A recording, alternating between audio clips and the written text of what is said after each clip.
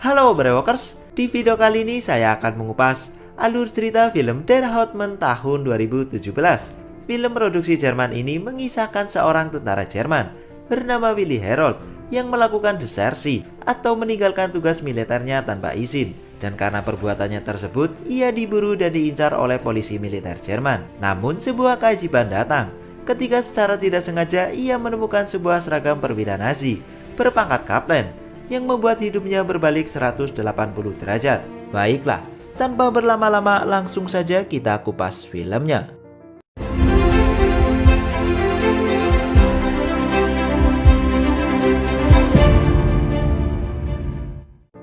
April 1945 di Jerman, tepatnya 2 minggu sebelum Perang Dunia Kedua berakhir, terlihat Willi Herold sedang dikejar-kejar oleh polisi militer Jerman karena melakukan desersi atau membelot dari tugas militernya.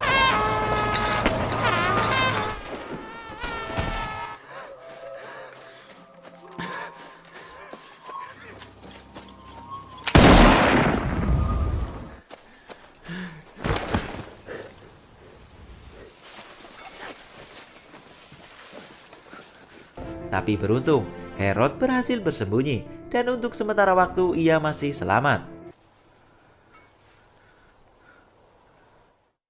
Saat tengah beristirahat, ia melihat tentara Jerman lainnya, sebut saja Miller, yang juga melakukan desersi. Ia pun langsung menolong Miller dan membawanya ke dalam sebuah ruangan kosong.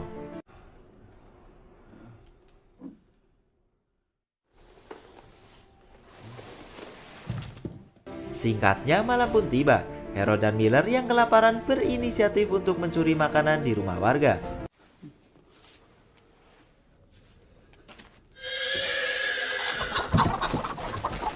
Dan sialnya mereka ketahuan saat sedang mencuri telur ayam. Alhasil Miller pun tewas dihabisi oleh para warga. Namun Herold berhasil kabur dan selamat.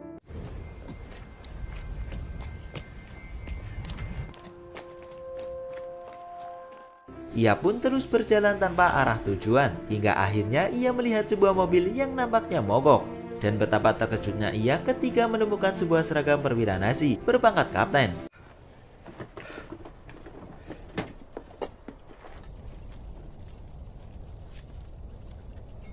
Ia pun langsung memakai seragam tersebut dan bertingkah layaknya seorang perwira Nazi. Ja, sagen Sie mal, was erlauben Sie sich? Was haben Sie gesagt? Was habe ich gehört da? Ja?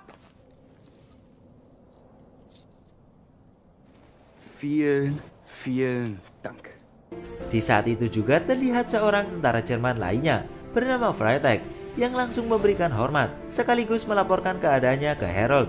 Ia mengira Herold adalah kapten sungguhan. Tanpa menaruh curiga, ia pun langsung menawarkan bantuan untuk memperbaiki mobil yang mogok tersebut.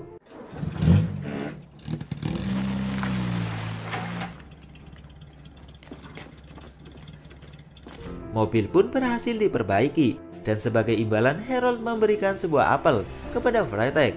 Tidak hanya itu, ia juga menjadikan Freitag sebagai asistennya. Dan tidak lama kemudian Herold menyuruh Freitag untuk mencari tempat penginapan.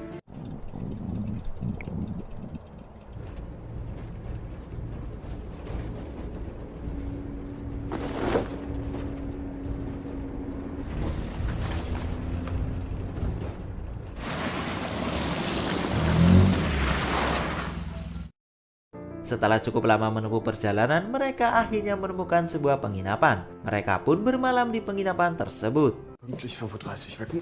Jawohl.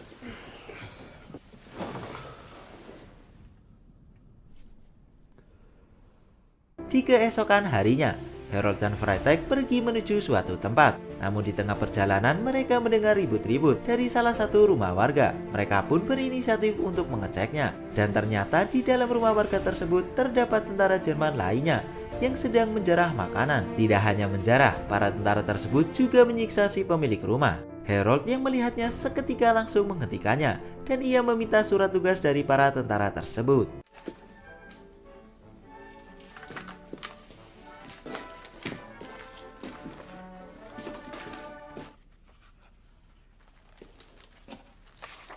Setelah dicek, ternyata ketiga tentara tersebut membelot dari tugas militernya, dan salah satu tentara bernama Kipinski yang takut akan dihukum karena perbuatannya tersebut meminta kepada Harold untuk memasukkan ia dan teman-temannya ke dalam kesatuan tugas Harold. Tanpa pikir panjang, Harold pun langsung menerimanya dan ia menamai kesatuan tugasnya dengan nama Detasmen H. Setelah menjelaskan secara detail mengenai misi yang akan dijalankan, Harold dan pasukannya pun bergegas untuk menjalankan misi tersebut.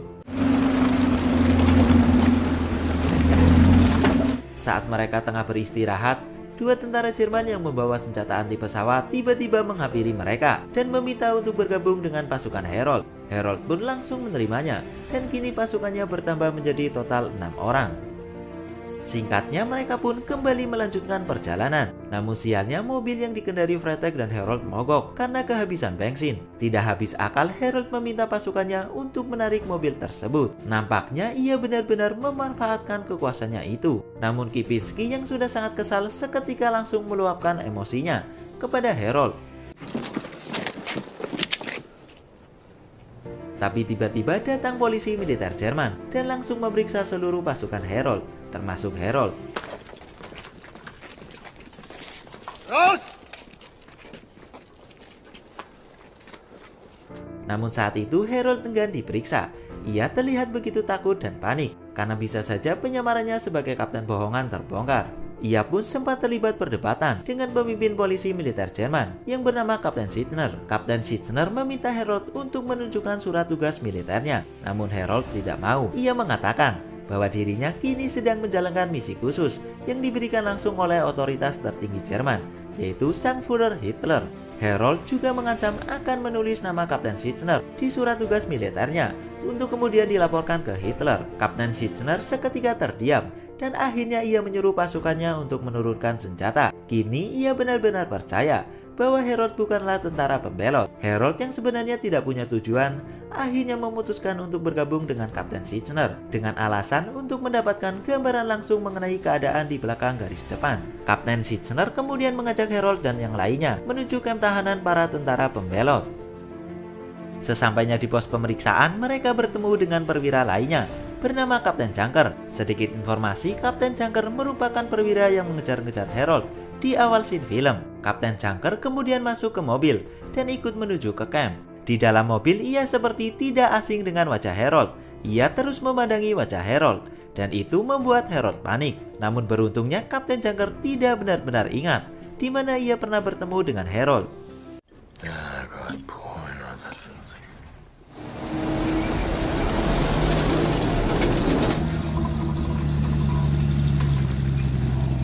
Mereka pun akhirnya sampai di kamp tahanan para pembelot. Da kommen Sie. So lange wir auf Benzin warten. Hey, was predigt denn die Partei?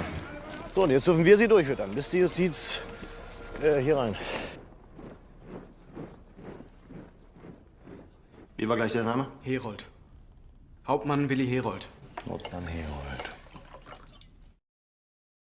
Tidak selang lama, perwira lainnya bernama Schotte yang bertanggung jawab di kamp tersebut datang. Ia kemudian menjelaskan kepada Harold mengenai permasalahan di kamp tersebut, di mana para tahanan banyak yang berbuat onar. Mereka kerap kali kabur dan mencuri bahkan menjarah barang-barang berharga milik warga. Ia dan petugas lainnya sudah sangat muak dan ingin mengakhiri semua itu. Namun mereka tidak punya wewenang dan harus menunggu keputusan pengadilan militer yang tidak kunjung datang. Mereka benar-benar berharap kepada Harold untuk menyampaikan keluh kesah mereka kepada Hitler. Namun mengejutkannya, Harold justru mengatakan bahwa dirinya mungkin bisa melakukan hal yang lebih baik dari sekedar melaporkan hal tersebut kepada Hitler. Kapten Junker dan Schotte yang mendengarnya seketika sangat senang. Tapi masalah lain muncul, di mana saat Harold ingin memeriksa para tahanan di barak tawanan, tiba-tiba Schotte memberitahu bahwa ia tidak memiliki wewenang di barak tersebut dan yang memilikinya adalah perwira lain bernama Hansen yang juga menjabat di pengadilan militer. Dengan begitu luar biasanya, Harold yang mengaku diutus langsung oleh Hitler tanpa ragu langsung memberikan wewenang tersebut kepada Schotte. Setelah mendapat wewenang, Schotte pun mengajak Harold untuk memeriksa para tahanan.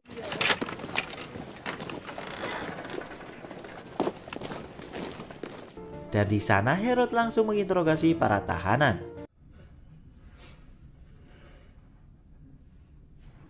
Vergewaltigt. Geplündert?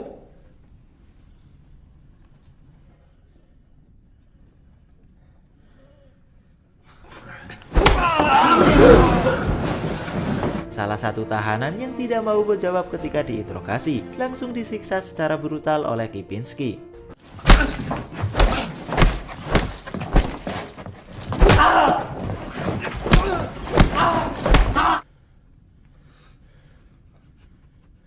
Setelah itu para tahanan dibawa keluar barak dan nampaknya sesuatu yang buruk akan terjadi di camp tersebut. Dan benar saja, Harold ternyata mulai mengeksekusi para tahanan tersebut. Ia memerintahkan Sute untuk membuat parit yang akan digunakan sebagai tempat eksekusi. Salah satu perwira yang mendengar hal tersebut seketika langsung memberitahu Hansen bahwa para tahanan mulai dieksekusi oleh Harold dan Sute. Hansen yang melihatnya kemudian bergegas menemui Harold dan Sute.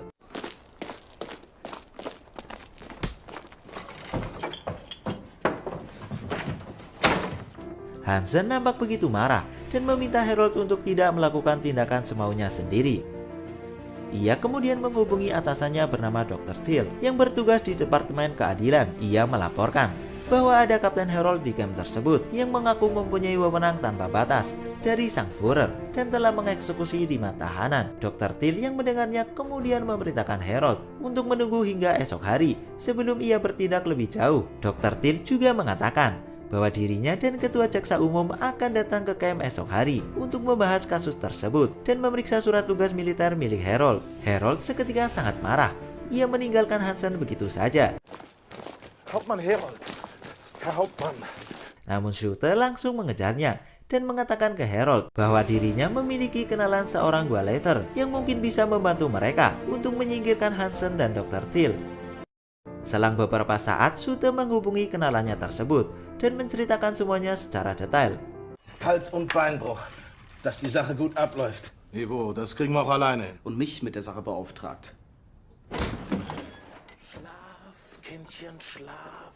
Hingga pada akhirnya wewenang di camp tersebut sepenuhnya dipercayakan kepada Harold. Dan kini Hansen maupun Dr. Thiel sama sekali tidak memiliki wewenang untuk menghentikan Harold. Setelah mendapat wewenang di camp tersebut, Harold pun kembali melanjutkan eksekusi terhadap para tahanan.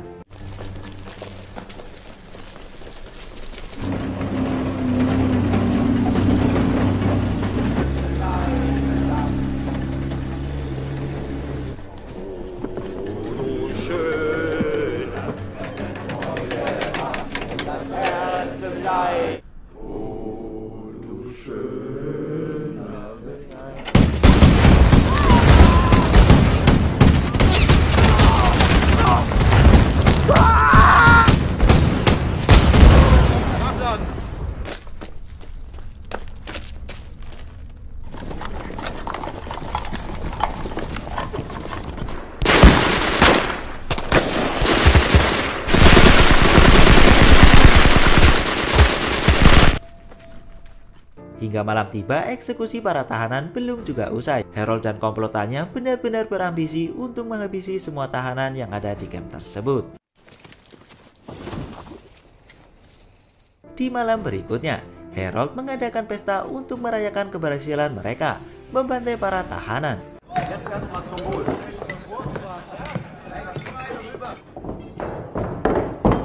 Sagten, der Führer lügt nicht.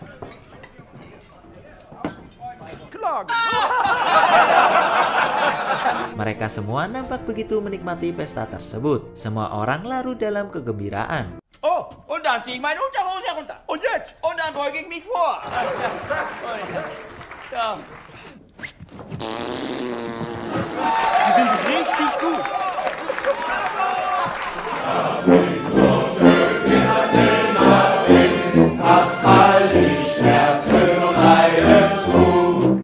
Hingga akhirnya terjadi keributan antara Kipinski dengan salah satu petugas camp tersebut.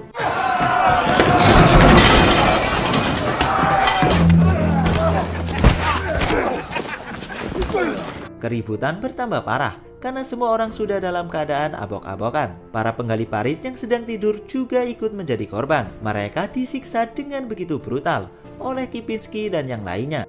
Sute dan Harold yang melihatnya seketika langsung menghentikan perbuatan Kipinski dan yang lainnya. Namun Kipinski tidak menurutinya. Ia tetap memukuli penggali parit tersebut dan itu membuat Harold marah.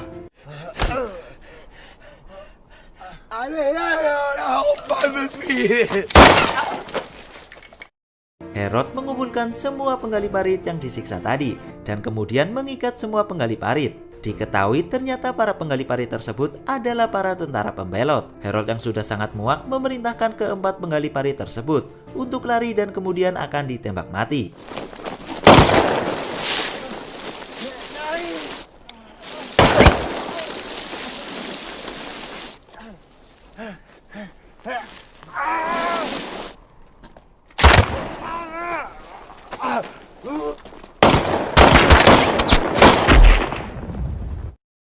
Di keesokan harinya, Sute melapor ke Harold bahwa ia dan pasukannya akan menyisir area setempat untuk memastikan bahwa sudah tidak ada lagi para pembelot yang berkeliaran dan mengganggu para warga sipil. Dan tidak lama kemudian Harold dan yang lainnya mengadakan pesta. Ternyata mereka telah melakukan pembantaian besar-besaran terhadap para tahanan di kamp tersebut. Sute dan pasukannya pun kembali ke kamp tersebut. Dan saat akan melapor ke Harold, tiba-tiba hal mengerikan terjadi kepada Sute. Sute pun tewas dan tubuhnya hancur berkeping-keping. Ternyata para pasukan udara Uni Soviet dan Sekutu mulai menyerangi kamp tersebut.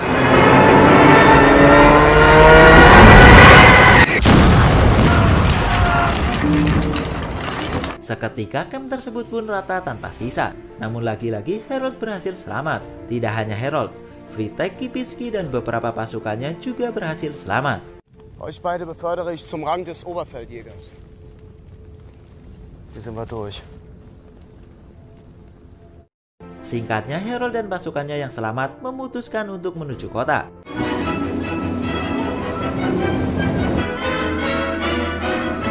Harold kemudian mengatakan kepada para warga yang tengah melintas bahwa ia adalah seorang hakim dan kepala detasemen khusus yang akan mengembalikan hukum dan aturan di kota tersebut. Tidak selang lama, ia dan pasukannya kemudian mengadakan pesta. Saat itu nampak juga para wanita penghibur di pesta tersebut. Dan Harold sepertinya tertarik dengan salah satu wanita penghibur. Namun saat akan berdansa dengan wanita tersebut, Kipinski yang berada di sebelahnya langsung menyerobot wanita tersebut. Dan itu membuat Harold sangat marah. Harold pun langsung menghukum Kipinski dengan begitu sadis. Erschießen.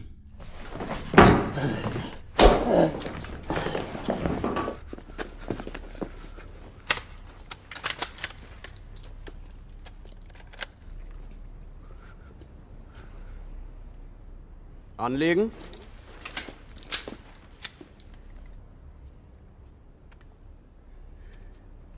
Feuer. Setelah mengeksekusi Kipinski, Harold dan pasukannya kembali melanjutkan pesta. Namun di saat bersamaan, polisi militer Jerman datang dan langsung mengepung Harold beserta pasukannya.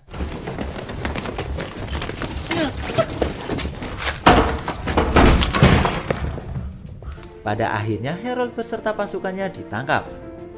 Ia kemudian disidang. Di sidang tersebut nampak juga Kapten Junker menemaninya. Harold dijatuhi hukuman mati. Namun mengejutkannya, Kapten Junker dan salah satu perwira lainnya membela Harold. Bei mir hat sich Herold immer als Offizier verhalten. Er hat ein forsches militärisches Auftreten an den Tag gelegt. Mereka mengatakan bahwa apa yang dilakukan Harold tidaklah salah karena sama sekali tidak merugikan negara. Kapten Junker dan salah satu perwira lainnya malah menyarankan hakim untuk menutup kasus Harold karena kini Jerman sudah kalah dan Berlin sudah dikuasai oleh Uni Soviet dan Sekutu. Di akhir film terlihat Harold yang sedang berusaha kabur dan ia pun akhirnya berhasil kabur.